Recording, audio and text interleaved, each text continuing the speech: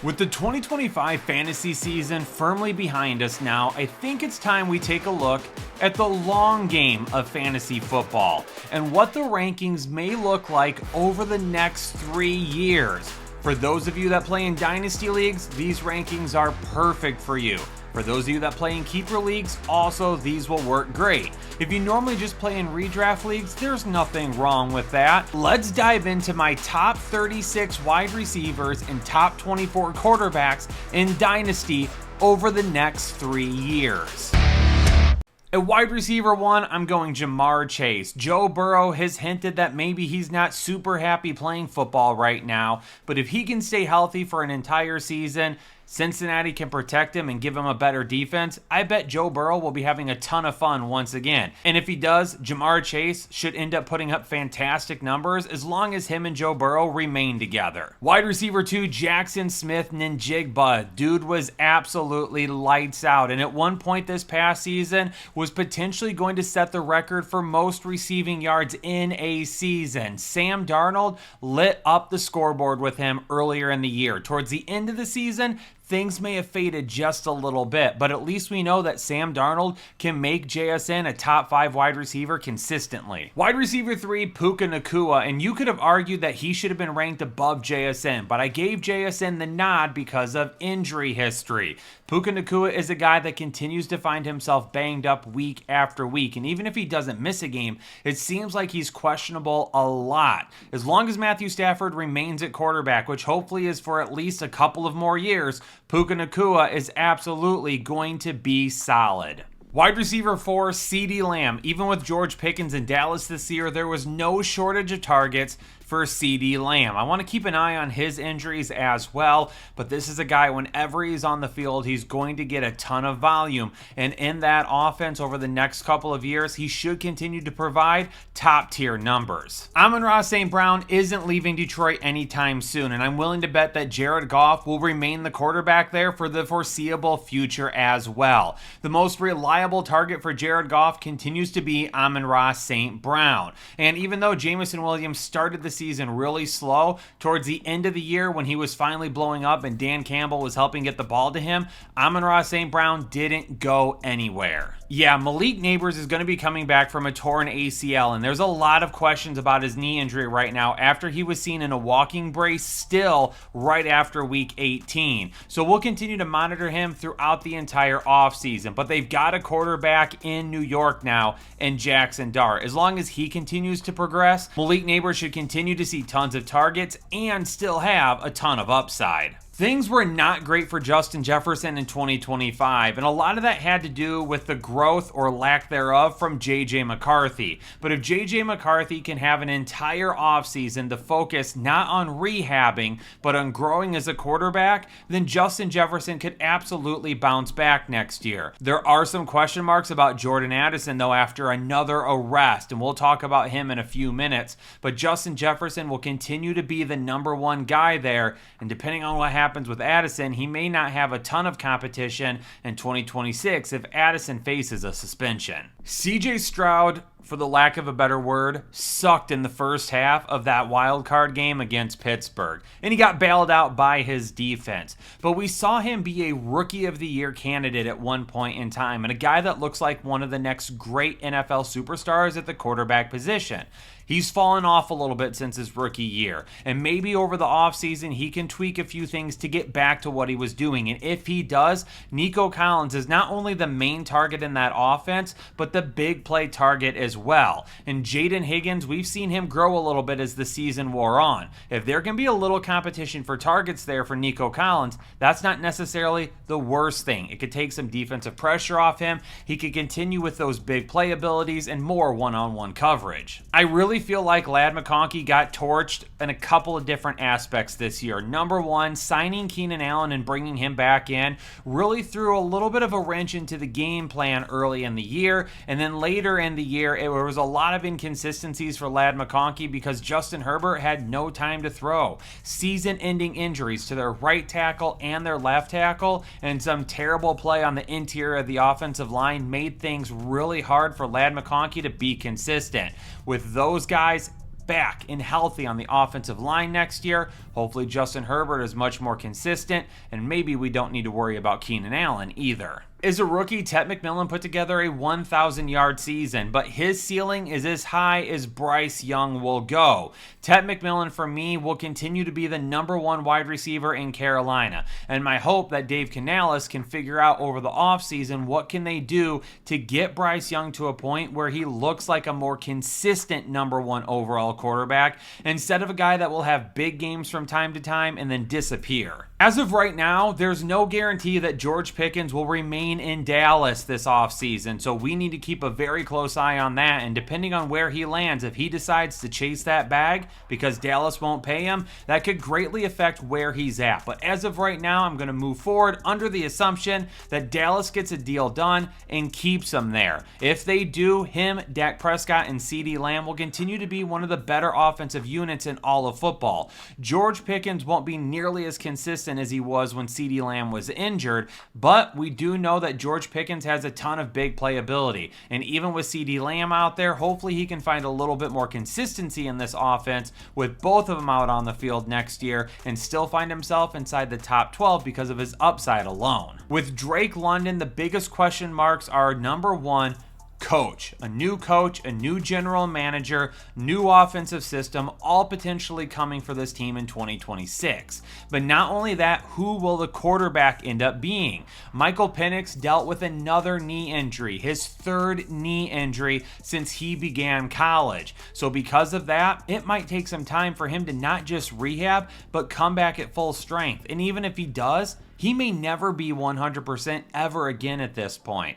Michael Penix was drafted really when he shouldn't have been by the Atlanta Falcons, and a new GM and head coach coming in may not feel the same way about him that the old regime did. But only that, you've got Kirk Cousins right now, but does he even remain in Atlanta? There's a lot of question marks about Drake London, and with all that being said, I'm going to go ahead and leave him right here and just hope that talent wins out, regardless of who's throwing him the ball or who's calling the plays. Let's move on to 13 through 24 and talk about the wide receiver 2s that I have in my dynasty rankings as of right now. Starting at wide receiver 13 with Garrett Wilson. Who's going to be the quarterback for the New York Jets next year? Is it going to be Justin Fields again? Do they go a different route? Do they select a quarterback in the draft? I don't know how they're going to address this situation, given the fact that I don't really feel like the quarterback class is all that strong this year. The New York Jets could end up trading back. They could look for something else, knowing that potentially they'll get their quarterback in the 2027 draft instead.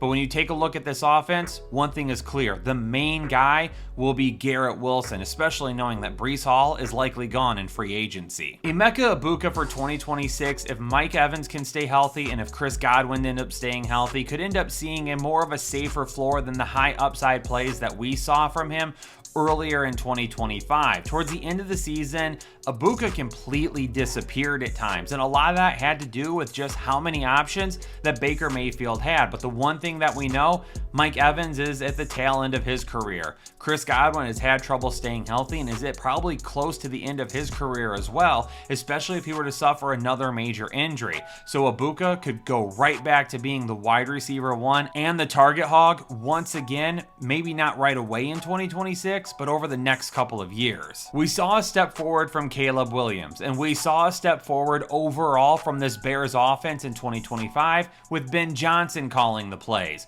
And Rome Odunze, even though he dealt with an injury towards the end of the season and saw some inconsistencies towards the middle of the season, has so much big play potential that I believe that DJ Moore will be gone from Chicago over the offseason, and Rome Odunze will sit firmly as the wide receiver 1 on this team. When I was looking into Courtland Sutton, it appeared that he was sitting all the way down as a wide receiver 3 for a majority of people who do dynasty rankings out there in the community, and I just couldn't figure out why.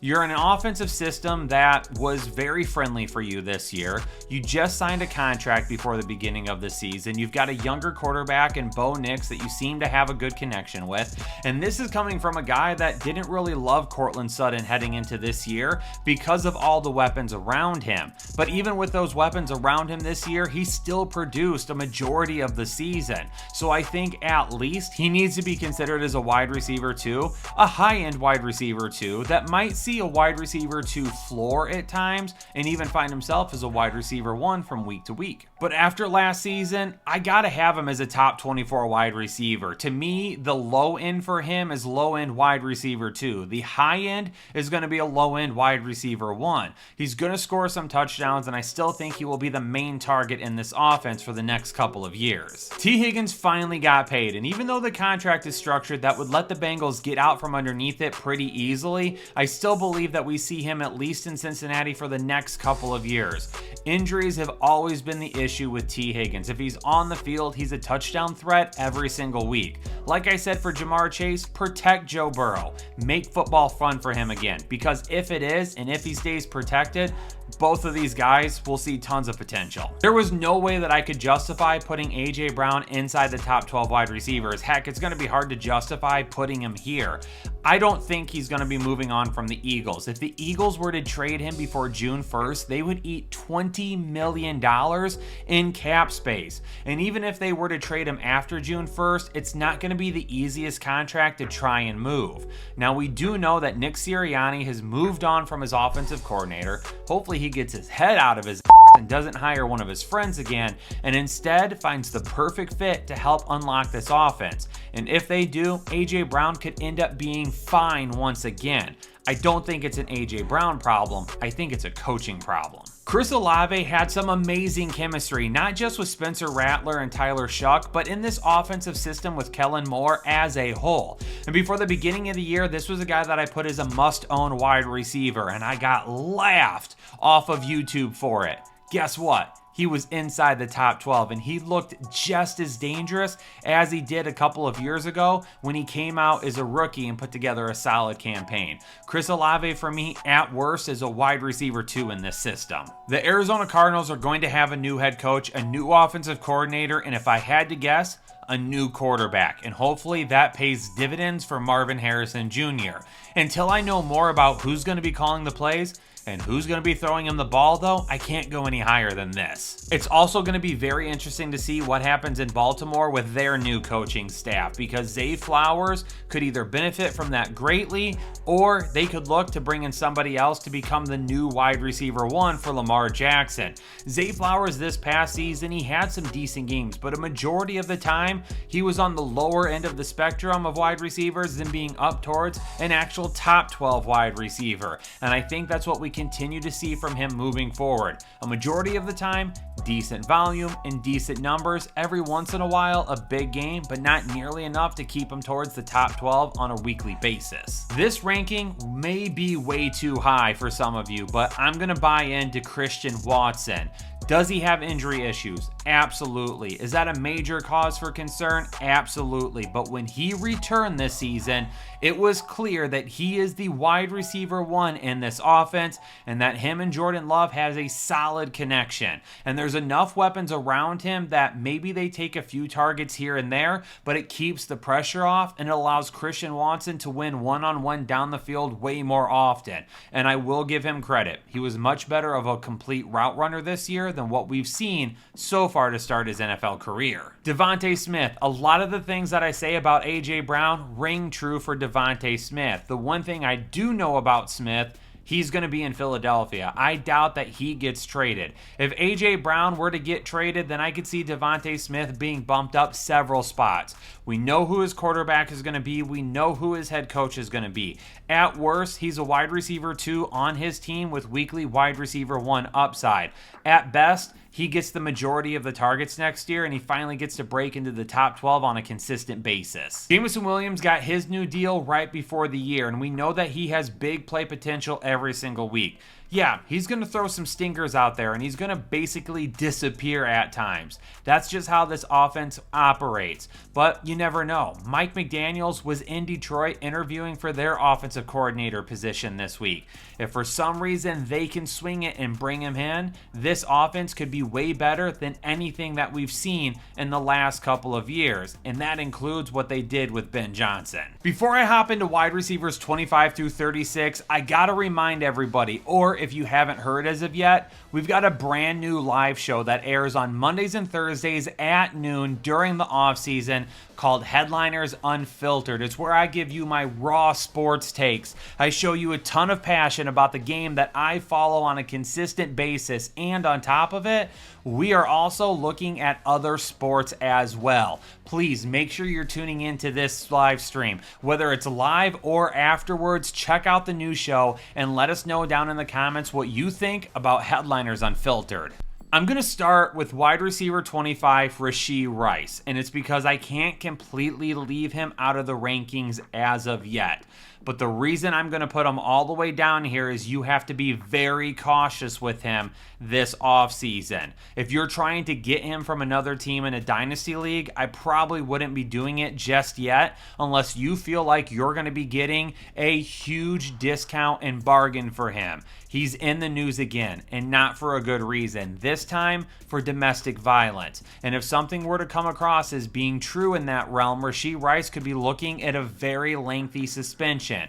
And given the offseason that he had last year and the suspension that he had, if the NFL finds anything that warrants that these accusations are true, Rashee Rice could end up missing the entire season. Jalen Waddle has had one of the best offensive minds calling plays over the last couple of years for his team, but that's not going to be the case moving forward potentially. Miami's going to be looking for a new head coach. We don't know if Tua is going to be their quarterback, and Tyreek Hill, who's helped take some of the pressure off Jalen Waddle, certainly will not be back in Miami next year. Jalen Waddle had some great games after Tyreek Hill went down with his injury, so he showed that he could be a true wide receiver one. But do they bring in any type of competition? What does this offense look like moving forward? A lot of questions about Jalen Waddle. I highly doubt Aaron Rodgers will be throwing the ball to DK Metcalf at any point in 2026. And now that Mike Tomlin is gone in Pittsburgh, you got to wonder, what are they going to do with the quarterback position?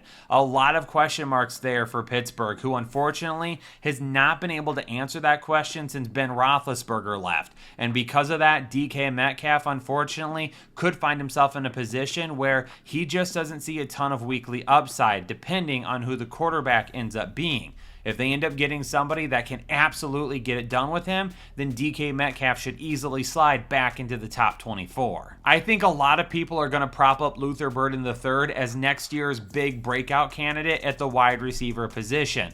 But as of now, DJ Moore is still in Chicago. And while I believe that DJ Moore may end up leaving Chicago via a trade or maybe a release this season for the Chicago Bears, then Luther Burden absolutely would take a huge jump at that point in time. As of right now, to me, he's closer to a Jameson Williams type of player. He's going to have some really big games. He's going to disappear in other games. And because of that, he's not going to have nearly the consistency that you would like. Brian Thomas Jr., I really hope can figure out whatever went wrong for him in 2025. Now, we do know Jacoby Myers has been inked to an extension. Parker Washington played great down the stretch, and they still have Brenton Strange. Do I think there's a chance at top 24 potential here? I do. But is it realistic right now? Probably not. When I was talking about Justin Jefferson, I mentioned Jordan Addison, who unfortunately finds himself in some trouble again, being arrested for trespassing or apparently some sort of charges that his lawyers have said are not going to happen, that they're going to get him out of it, and that apparently they don't feel like Jordan Addison had anything to do with why he was arrested. So because of that, maybe Jordan Addison walks away with it and is just fine. But just like Rashee Rice, Jordan Addison continues to find himself in trouble, and I never want that for my fantasy players. Xavier Worthy could end up being a pretty big riser over the course of the offseason, but as of right now, if you want to buy him, it would be the time. We don't know when Patrick Mahomes is going to return. We don't know what's going on with Rashee Rice as of yet, and we don't know about Travis Kelce. Now, if Patrick Mahomes returns early in the season, that's good. If Rashee Rice were to end up being suspended for any portion of time, that helps Xavier Worthy. But for me, I would rather have Rashee Rice actually play and Travis Kelce retire, because I think that could open up some big play potential for Xavier Worthy to see a decent amount of targets and maybe be a little bit more closer to Jameson Williams and Luther Burden. Ricky Pearsall needs to stay on the field. Unfortunately, the gunshot incident in his rookie year kept him off the field for a while. This past season, he dealt with some injuries. Next year, Hopefully he stays healthy, but he's got a really good chance to have a solid start to the season, knowing that George Kittle may not see the field anytime soon with an Achilles tear. I'm sure a lot of people are going to argue that Davante Adams should be way higher than this, but Davante Adams is going to be 33 next season. He's also got an older quarterback as well, and the Rams have a potential out in his contract this offseason.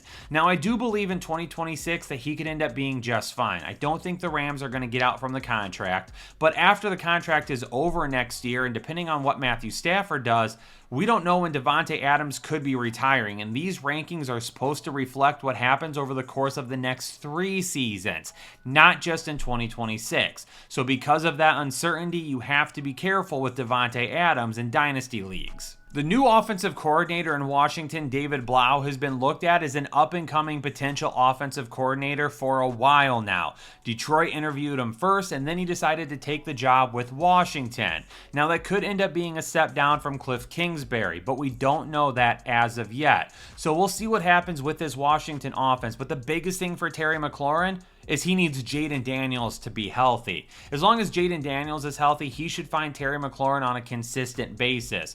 Could he be a little touchdown dependent? Absolutely, but we also know there will be plenty of big plays as well. Before the Daniel Jones injury, Michael Pittman was having a really solid 2026, and he also ended up setting a career high in touchdowns as well, but Daniel Jones likely will not see the field anytime soon in 2026. Will it be Anthony Richardson getting another shot? Will it be Riley Leonard? Will they look towards somebody else? I think there's still some question marks right now with this Colts offense, and because of that, also having Tyler Warren and Alec Pierce and Josh Downs, we got to put Michael Pittman lower in the rankings. Jakobi Meyers just signed a contract extension to stay in Jacksonville, and after coming over in that trade, he was a prime target for Trevor Lawrence. And even though he didn't have the highest upside in the world, he was still pretty consistent throughout the season.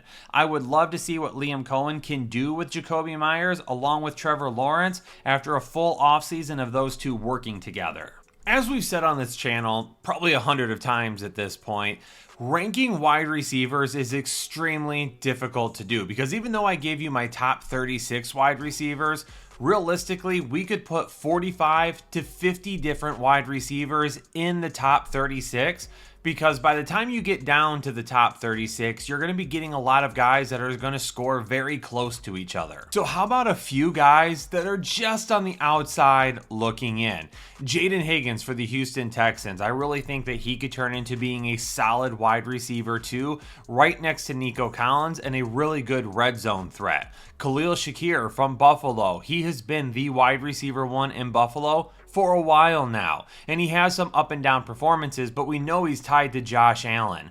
Wan'Dale Robinson is the wide receiver 2 next to Malik Neighbors. Jackson Dart, if he takes a little bit of a step forward in the passing game over the offseason and comes back strong with Malik Neighbors next to him next year, Wan'Dale Robinson could be a guy that sees a decent amount of targets even if his ceiling is never really that high.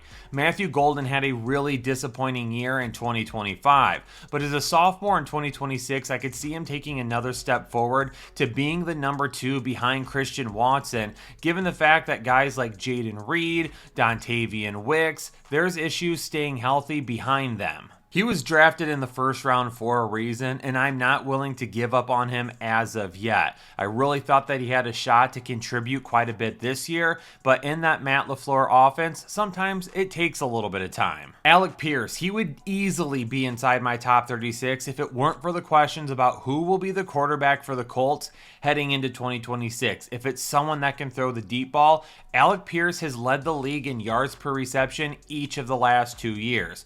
Jalen Coker came on really strong at the end of 2025 and could be a great number 2 next to Tet McMillan, but a lot of his upside is also tied to Bryce Young continuing to get better. At least now at this point we know that Carolina has picked up his 5th-year option.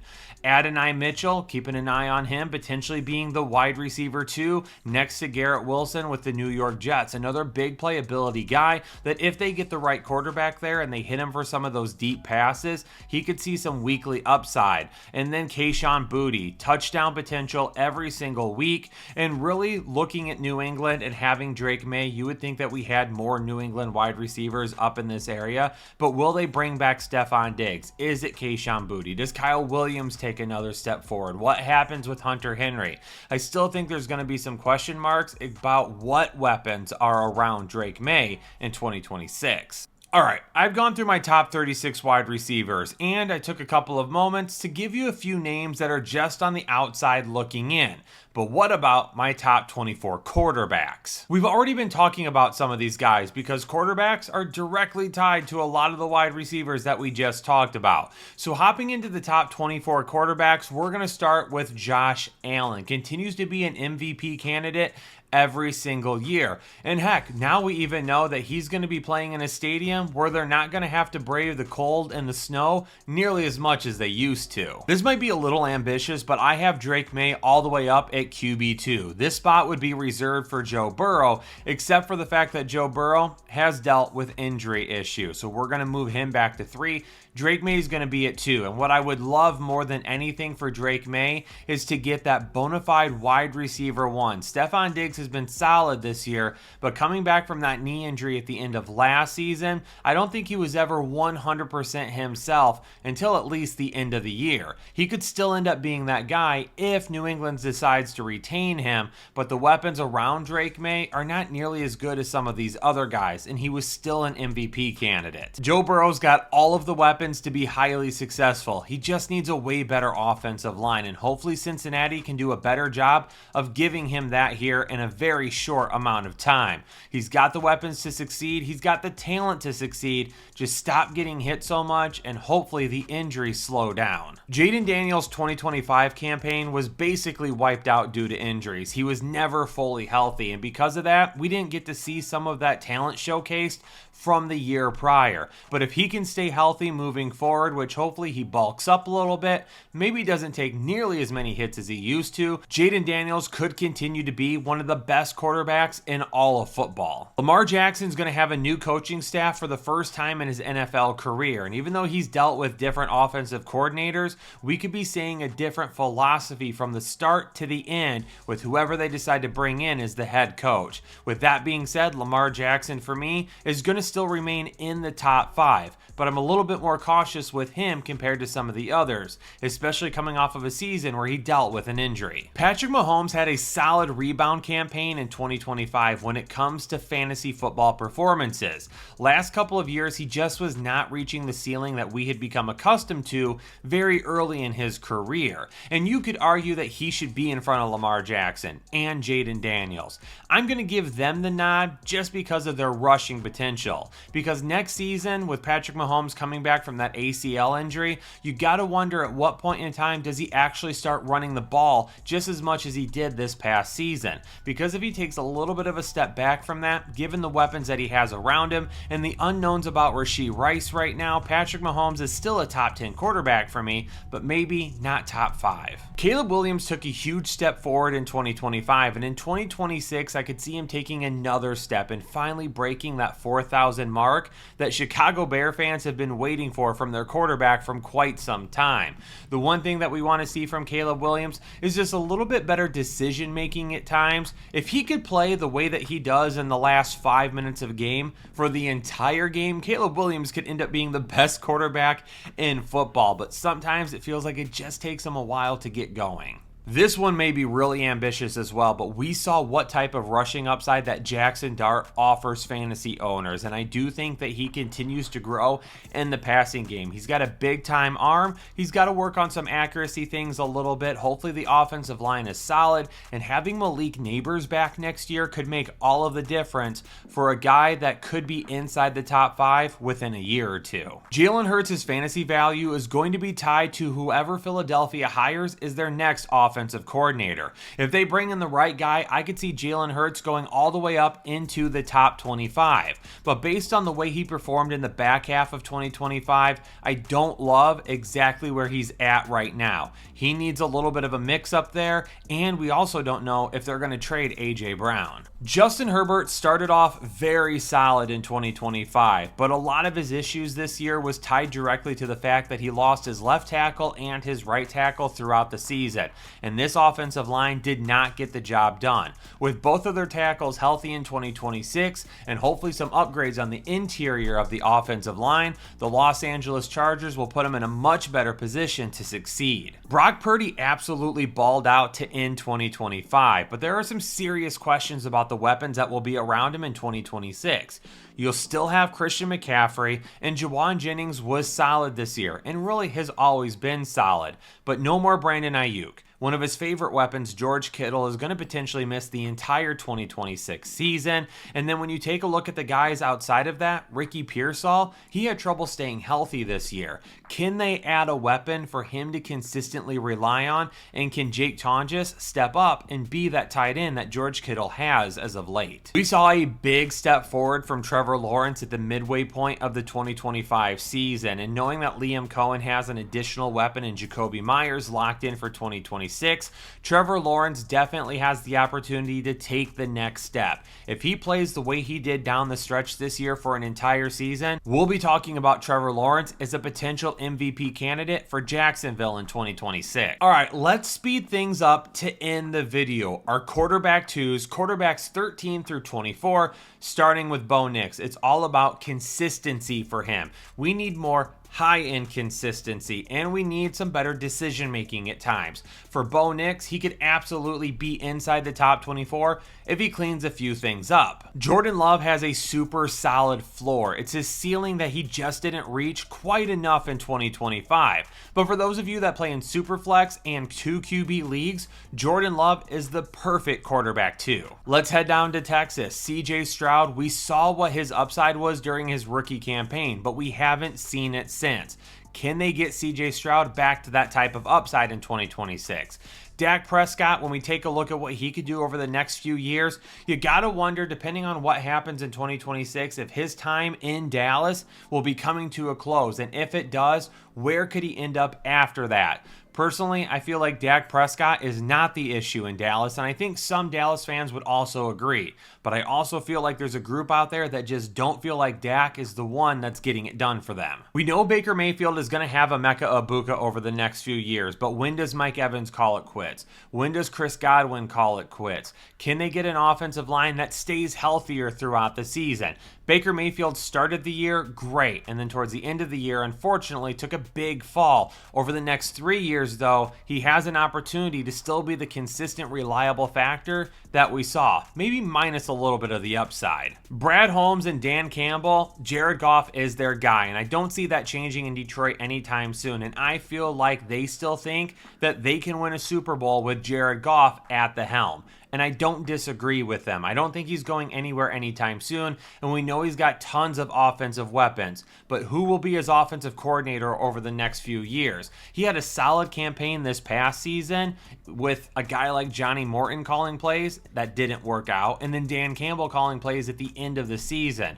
What if they get Mike McDaniels? What would he look like at that point? But McDaniels could end up being a one-and-done offensive coordinator. We saw a ton of growth for Cam Ward over the back half of the 2025 season, and the sky is still the limit for this guy, but he needs better offensive weapons and hopefully a better offensive-minded head coach and a really solid offensive coordinator. Sam Darnold, for back-to-back seasons, he's been talked about as a potential MVP candidate, and then for back-to-back seasons, he's faded in the second half. However, Sam Darnold has shown us more than enough that he can remain as a solid quarterback too a majority of the time. Bryce Young had his fifth-year option picked up by Carolina, but it is going to take a big 2026 season for him to get that big extension. Is he in Carolina after 2026? If not, does he land anywhere as a starter? JJ McCarthy, we didn't see nearly enough from him in 2025, but after an offseason where he can remain healthy and really focus on his game and not rehabbing, we could see him take another step forward. We saw it at times. We know the playmaking ability is there. Hopefully he can grow over the offseason. Tyler Shuck was super safe this year, and I look at him as kind of a discount Jordan Love. A guy that's going to have some solid games, but he's not going to be a quarterback one nearly enough for you to look at him like that. But in 2 quarterback and super flex leagues, he would be the perfect QB2 at a discounted price. And to end things, Kyler Murray. I don't think he's going to be in Arizona next year, but does he land anywhere as a starting quarterback? I would be willing to bet that absolutely yes he does. Maybe the New York Jets. Who knows who's going to trade for Kyler Murray this offseason, but I think he's going to get another shot as a starter somewhere in the NFL. Headliner Nation, hopefully you all appreciated this video. My top 36 wide receivers, a few guys on the outside looking in, my top 24 quarterbacks, and we looked at these rankings in a perspective of the next 3 years. What guys really had an opportunity to become breakout candidates, to become NFL superstars, to maybe be a more consistent factor for our fantasy lineups that they haven't been recently, but over the next couple of years, we could see a lot more often. Do me a favor though, hit the like button and leave a comment down below. Let me know if you're still going to be consuming all of the off-season content, because I'm doing my absolute best to help us grow our numbers this off-season, because in the past few years, we see a pretty big decline in the off-season. A lot of people, they kind of forget about football as soon as January gets here. I'm trying my best to keep you all engaged and continue to offer a ton of content that you'll want to check out on a weekly basis. Like, subscribe, bell notifications on, hype the video, whatever you can do, it would be greatly appreciated. But more importantly, stay safe and healthy, and I'll catch you on the next episode of the Fantasy Headliners. Analytics off the chain, other channels not the same. Jake and Kyle, you know the name. Headliner Nation, we running the game.